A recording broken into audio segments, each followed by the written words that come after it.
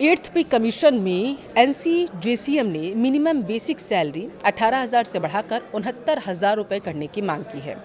इसके लिए 3.833 fitment factor प्रस्तावित दिया गया है, जो 5 सदस्यीय परिवार के खर्च के आधार पर तय किया गया है।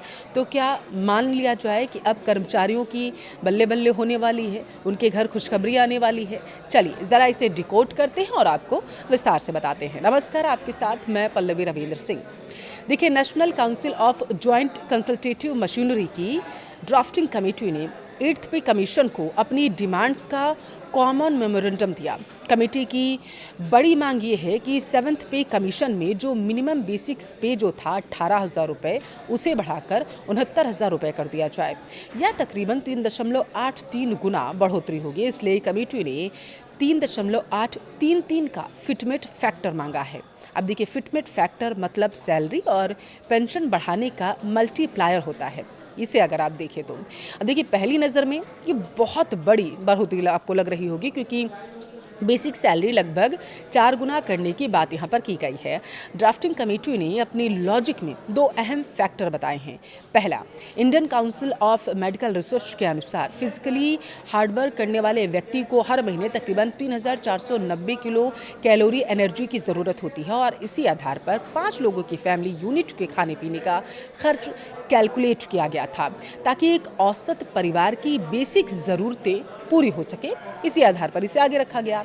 दूसरा, जहां 7th पे कमीशन में 3 फैमिली यूनिट को आधार माना गया था, वहीं 8th पे कमीशन के लिए इसे बढ़ाकर 5 फैमिली यूनिट माना गया है, जिससे कुल खर्च का अनुमान जो है ज़्यादा रियलिस्टिक तरीके से लगाया जा सके।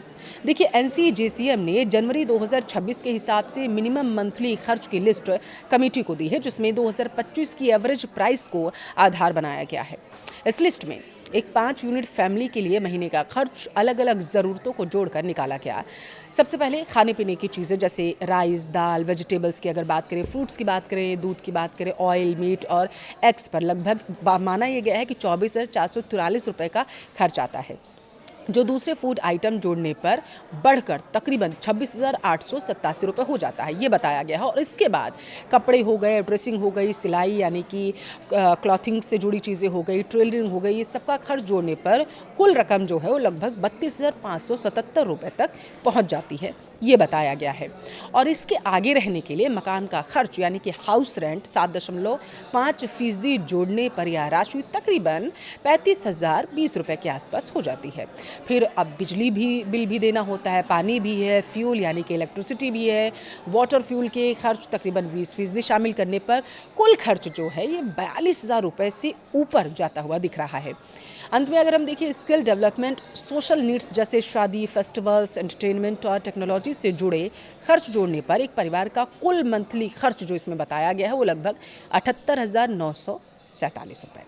अगर इस पैमाने का सरकार कंसीडर करती है तो सैलरी 69,000 तक बढ़ने की संभावना इसी वजह से जताई गई है।